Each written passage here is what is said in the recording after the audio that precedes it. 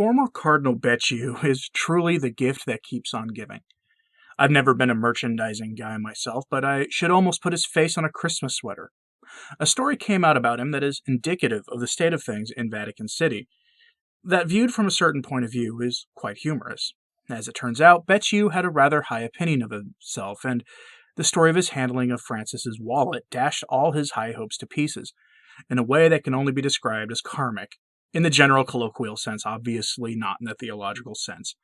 The Becciu story is a complicated one that every time I think we're done hearing from the now former cardinal, he just keeps popping up again. Let's get into this because I personally found this story quite amusing and it's also a little revealing. The short version is that Becciu actually thought he would be the next pope. The term for that is papabile. It is a term that does not mean I personally think he would make a good pope. It means that he has a chance of getting made pope by his peers among the cardinals.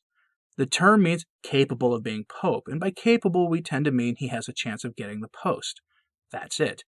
It's why I'm skeptical of the Burkes and Sarahs getting called papabile, because it would require at least some of the 57% of the cardinals selected by Francis to choose them.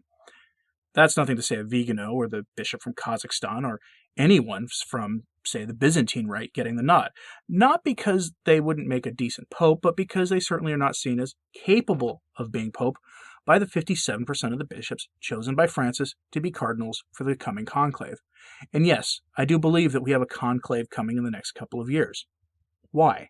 Because clearly, as I've tried to demonstrate in numerous recent videos, Francis believes that there is a conclave coming and has been doing the work necessary to make that happen. But let's get back to Becciu. Our story is a continuation of the story of the cardinal who, as it is said to have happened, used Francis's resources to support building condominiums in London, making movies, that sort of thing, as well as other personal operations that have involved the Vatican Institute for Religious Works, that all pointed that Becciu was probably not the best man for the job, which, by the way, was to be high in the hierarchical process for the approval of canonizing saints, which I personally feel you need someone of the most stellar quality to be in that position, given the permanency of canonizations. Now, if his uses of these resources had been to make, say, a movie about John Paul II, or Stanley Rother, or Oscar Romero, any of these figures, regardless of what you might think of them, you would at least understand the use for this, because it would be to support the propagation of the faith as is taught by the Vatican these days. And we wouldn't even be talking about this stuff right now. But a lot of people have looked at his canonizations that were done under Francis, and I've raised an eyebrow at some of the selections, and for good reason to be honest, and Becciu was a rather integral part of the process in an essential way for the last few years. Becciu took his story to L'Espresso, the Italian outlet, and by took it to them, I don't mean he spoke with them either. He said that he basically got the same treatment from them that Pell did, and that this wasn't a real issue, that no official action had been taken by the Pope. Nothing. Except, of course, for no longer being a cardinal in the Roman Curia. That is not exactly a small thing to have been done by Francis, to be sure. Some of what Becciu said about L'Espresso is interesting. He has said that a full 8 hours before his personal meeting with Francis, that resulted in him no longer being a cardinal, L'Espresso had a webpage ready talking about what would happen at that meeting as if it had already happened, according to the website's metadata. That's interesting, if it's true.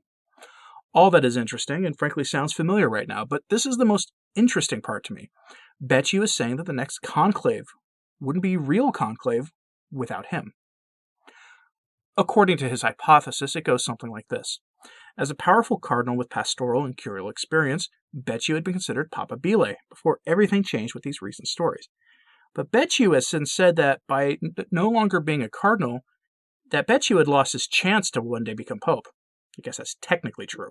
He also said that his absence from a future conclave as a participating cardinal would essentially make it not real and would possibly cause schism in a second conclave. Now, I want you to think about that for a second.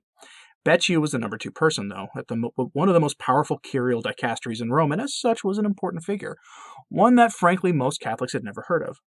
He isn't like a Cardinal Tagle or Schonborn or Burke or Sarah or Parolin.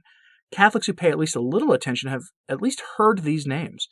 But Becciu wasn't someone most of us were familiar with until all this happened, which may not mean anything in reality. I mean, after all, a man isn't made pope because of how the laity would respond to him the vast majority of the time, at least since the period when the cardinals started choosing the pope. As an aside, back in more ancient times, it used to be the practice that the laity of the Archdiocese of Rome would choose the pope, not the cardinals. Apparently, that is still the case today if there was some kind of extraordinary situation, a point that sedevacantists make when answering the objection to their position on the state of the papacy, one that isn't acknowledged by most who disagree with their take on things. I'm not a sedevacantist, and I'm not endorsing their position, but I thought it was an interesting thing to note here. But that isn't the case anymore, at least in practice. The next conclave will be decided by men like Cardinals Tagle, Zuppi, Parolin, Farrell, Gregory, and so on and so forth. And I just had a mental image of Cardinal Gregory stepping out on the loggia at the end of a short conclave as the next pope. You may not like that image, but let's be honest, he is far more likely to be the next pope than, say, Vigano, or the bishop from Kazakhstan, or even Cardinal Sarah, unless the Curia wants to shift towards a quiet but short period of largely quiet from the papacy, which I don't really see happening. The bishops chosen by Francis to be cardinals have a lot in common, and one of the things is the concept of synodality. They all love it. They all love the process of having mini councils every other year. They all love the meetings at the Vatican that result in Francis expounding upon his vision for the world, and social encyclicals that don't really read like Catholic social teaching, but instead read like something Caesar would write. And they love his trifecta of encyclicals that he has released that have really given his vision for the Catholic Church. But why? Because Francis has been very, very adept at bringing his desires for the Church into full fruition. Say what you want about him, but at the end of the day, Pope Francis has been very good at achieving his goals. A fascinating part of the story about Becciu that isn't being widely talked about is that he was consecrated by Cardinal Sodano. Yes, that Sodano, the late bishop who was the main man behind Francis becoming pope, and the transformation of the Curia to what it is today. I went over Sodano in brief on Friday, and to review, he was the main man behind keeping Uncle Ted in good with the Vatican. Sodano was the one who got Uncle Ted made a bishop, and then an archbishop, and then a cardinal. Sodano was Ted's biggest fan, you could say, and he was the principal consecrator of Becciu, meaning he was the main bishop who led the ceremony elevating Becciu from being a mere priest to a prince of the apostles. This hasn't been noticed by anyone else as far as I can tell, which is strange, but it was the first thing I checked once Becciu started talking about being papabile. So the question is this: is Becciu's involvement in all this just another sign that this is a very much still Uncle Ted's Roman Curia? That's an important question, I think. Some have said so, and I tend to think they're right. But there's been precious little mention of the two of them together, of Uncle Ted and Cardinal Becciu, which is also strange, given the state of things at the Vatican. Now, what do you think about this? Let me know your thoughts in the comments, please, and this request is going to sound a little odd, but pray for everyone that I mentioned here. They need your prayers, and personally, I find it humbling to pray for people that I don't personally approve of, to put it mildly, and our blessed Lord Jesus Christ told us to do that, so please pray for them. But let me know what you think about this. Thank you for listening. I'm Anthony Stine. Ave Maria.